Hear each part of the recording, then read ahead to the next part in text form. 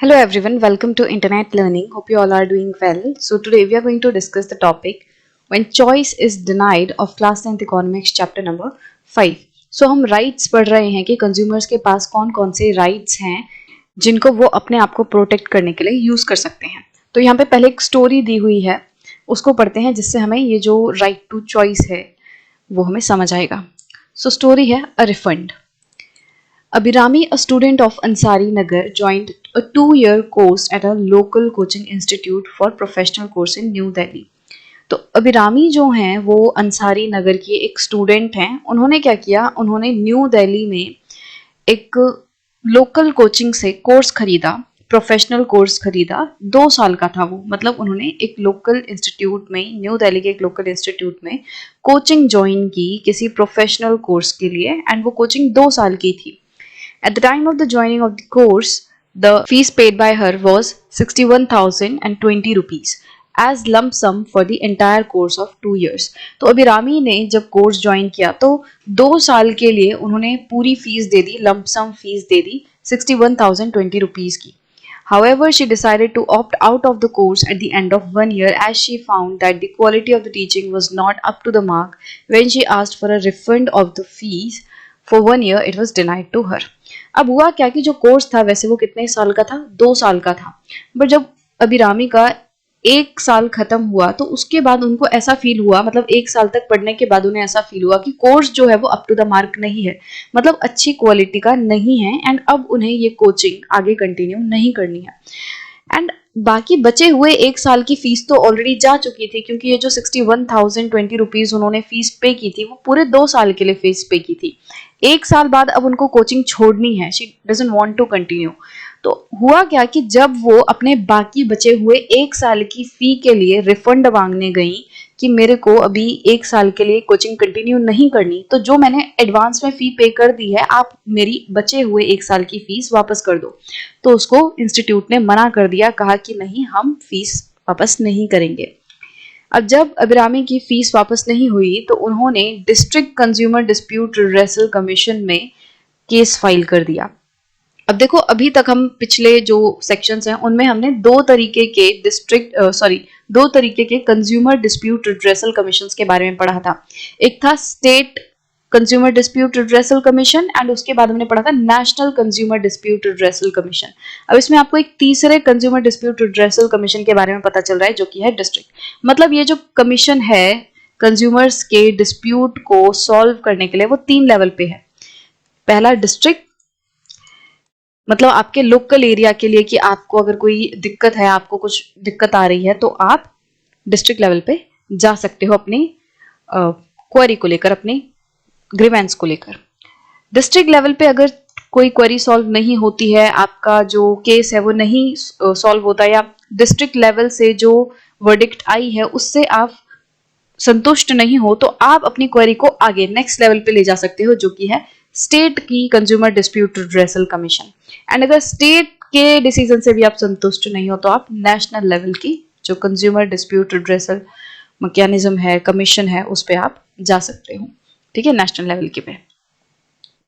अब जब अभिरामी गई अपनी क्वेरी को लेकर इस कमीशन में, तो कमीशन ने क्या कहा कि कमीशन ने बोला कि इंस्टीट्यूट को 28,000 रुपए वापस करने होंगे, जो उनकी बाकी 1 साल की फीस है वो वापस करनी होगी, क्योंकि अभिरामी के पास राइट है चूज करने का, कि मतलब अभिरामी को सर्विस आगे कंटिन्यू करनी है या नहीं. वो कोचिंग ले रही है तो एक तरीके से वो सर्विस ले रही है, वो कोई प्रोडक्ट नहीं ले रही है, कोई वो गुड्स नहीं ले रही, वो क्या ले रही है, वो सर्विस ले रही है. तो अब उनकी मर्जी है वो आगे कंटिन्यू करना चाहती हैं या नहीं. एंड जो राइट टू चूज है वो सिर्फ और सिर्फ सर्विस में ही नहीं बल्कि गुड्स के केस में भी अप्लाई होता है. आपको किसी चीज को अगर चूज करने का राइट नहीं दिया जा रहा है तो आप उसके खिलाफ आवाज उठा सकते हो, क्योंकि आपके पास पूरा राइट है चूज करने का. ये आपकी मर्जी है कि आप आगे 1 साल के लिए सर्विस लेना चाहते हो या नहीं, आप किसी पर्टिकुलर प्रोडक्ट को लेना चाहते हो या नहीं, ये आपके ऊपर डिपेंड करता है, आपको कोई फोर्स नहीं कर सकता. तो यहाँ पे राइट टू चूज को कंसीडर करते हुए अभिरामी को क्या कहा जाता है कि जो इंस्टीट्यूट है उसे अभिरामी को 28,000 रुपए देने होंगे वापस. Institute again appeal in the state consumer commission. अब हुआ क्या कि क्योंकि यहाँ पे जो डिस्ट्रिक्ट कमीशन है इसमें इंस्टीट्यूट के खिलाफ डिसीजन आया। इंस्टीट्यूट को बोला गया कि इंस्टीट्यूट को 28,000 रुपए अभिरामी को देने होंगे। अब यहाँ पे इंस्टीट्यूट संतुष्ट नहीं था डिस्ट्रिक्ट कमीशन के डिसीजन से, तो वो किसके पास गया, वो स्टेट कंज्यूमर कमीशन के पास गया कि डिस्ट्रिक्ट कमीशन ने ऐसे ऐसे डिसीजन लिया है एंड मेरे को इसके अगेंस्ट अपील करना है, मुझे ये डिसीजन के अगेंस्ट अपील करना है कि आप इसको चेक करो। स्टेट कमीशन ने डिस्ट्रिक्ट कमीशन के डिसीजन को अपहेल्ड किया, मतलब कि स्टेट कमीशन ने कहा कि जो डिस्ट्रिक्ट कमीशन ने डिसीजन लिया है वो बिल्कुल ठीक है। इंस्टीट्यूट इस तरीके से अभिरामी से राइट टू चूज नहीं छीन सकता। अभिरामी अगर 1 साल बाद सर्विस डिसकंटिन्यू करना चाहती है, कोचिंग में आगे नहीं पढ़ना चाहती, तो उसके पास पूरा पूरा अधिकार है एंड बाकी बचे हुए 1 साल के लिए उसको फीस वापस मिलेगी। तो स्टेट कमीशन ने भी सेम चीज कही। इसके साथ साथ स्टेट कमीशन ने इंस्टीट्यूट के ऊपर और 25,000 का फाइन लगा दिया, ये कहकर कि जो इंस्टीट्यूट है उसने फर्वलस अपील की है। फर्वलस मतलब मूर्खतापूर्ण या फालतू अपील की है। जो डिस्ट्रिक्ट कमीशन ने डिसीजन लिया था वो बिल्कुल ठीक है। जब अभिरामी अगले 1 साल के लिए पढ़ना ही नहीं चाहती तो उनकी फीस क्यों रखी जाएगी, वो फीस वापस होनी चाहिए। तो इंस्टीट्यूट के खिलाफ क्या हुआ, स्टेट कमीशन ने और 25,000 का जुर्माना लगा दिया कि आपने कमीशन का टाइम बर्बाद किया है, आपने फालतू अपील की है। It also directed the institute to pay 7,000 as compensation and litigation cost. तो इसके साथ साथ 25,000 रुपए के साथ साथ स्टेट कमीशन ये भी कहती है कि अभिरामी को 7,000 रुपए इंस्टीट्यूट देगा ताकि जो लिटिगेशन कॉस्ट वगैरह हुई है उसकी भरपाई की जा सके। The State Commission also restrained all the educational and professional institutes in the state from charging fees from the students for the entire duration of the course in advance and that too at one go. State Commission ने जब ये अभिरामी का case आया तो इसके बाद पूरे state के जो इंस्टीट्यूट्स हैं, एजुकेशनल इंस्टीट्यूट्स हैं, प्रोफेशनल इंस्टीट्यूट्स हैं, उनको ये डायरेक्ट किया, उनको ये बोला कि आप किसी भी स्टूडेंट से पूरी फीस एक साथ नहीं लोगे।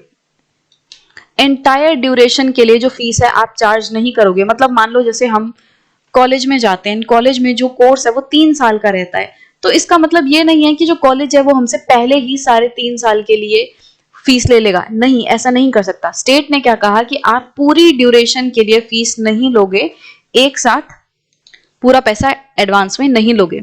मतलब जो फीस है वो धीरे धीरे करके ड्यूरेशंस मतलब पीरियड्स में दी जाएगी कि जैसे अगर जैसे अभिरामी ने 2 साल का कोर्स लिया तो हर 6 महीने में फीस पे की जा सकती थी कि आप पहले 6 महीने के लिए फीस पे कर दो एडवांस में, फिर अगले 6 महीने के लिए कर दो। तो अगर किसी पर्सन को अपनी जो कोचिंग वगैरह है अगर वो डिसकंटिन्यू भी करनी है तो वो आराम से डिसाइड कर सकता है कि चलो ये जो 6 महीने की फीस मैंने ऑलरेडी दे रखी है इसको कंप्लीट कर लेते हैं एंड आगे फिर फीस पे नहीं करेंगे। अगले जो 2 साल है वो अगले जो 2 एक तरीके से पीरियड्स आएंगे जिसमें फीस देनी होगी उससे बच जाएंगे। बेसिकली क्या है, अगर एडवांस में शॉर्ट पीरियड्स में फीस दी जाएगी तो उससे क्या होगा, जो कंज्यूमर है वो इजीली डिसाइड कर सकता है। अगर उसको कभी सर्विस डिसकंटिन्यू करनी हुई तो उसको इस तरीके से दिक्कत नहीं आएगी। अगर वो डिसकंटिन्यू करना चाहता है तो आराम से कर सकता है। तो स्टेट कमीशन ने स्टेट के सारे एजुकेशनल एंड प्रोफेशनल इंस्टीट्यूट को बोला कि आप स्टूडेंट से एंटायर ड्यूरेशन के लिए जो कोर्स की पूरी ड्यूरेशन है, कोर्स अगर 4 साल का है, 2 साल का है, 3 साल का है, तो आप पूरे कोर्स के लिए एक साथ एडवांस में पैसा नहीं मंगाओगे। एंड अगर कोई भी इस चीज का वायलेशन करता हुआ दिखता है, मतलब अगर कोई इस बात का पालन नहीं करेगा, अगर वो स्टूडेंट से सारा पैसा एक बार में मंगाएगा तो फिर उस इंस्टीट्यूट को पेनल्टीज देखनी पड़ सकती हैं, इम्प्रिजनमेंट देखनी पड़ सकती है, मतलब कि उसको सजा हो सकती है उस इंस्टीट्यूट को। सो यहाँ पे हमें क्या समझ आता है इस इंसिडेंट से, इस कहानी से, कि कोई भी जो कंज्यूमर है, जो कोई भी सर्विस लेता है इन वट एवर कैपेसिटी, किसी भी हालत में, चाहे कोई भी उस पर्सन की एज हो, कोई भी जेंडर हो, कोई भी नेचर हो सर्विस का, उस पर्सन के पास ये राइट है कि वो सर्विस को कंटिन्यू रखना चाहता है या नहीं। मतलब कि पर्सन ने अगर कोई सर्विस ली है तो उसकी पूरी पूरी मर्जी है वो उस सर्विस को कंटिन्यू रखे चाहे ना रखे। वो कभी भी बोल सकता है कि मुझे ये सर्विस आगे कंटिन्यू नहीं करनी।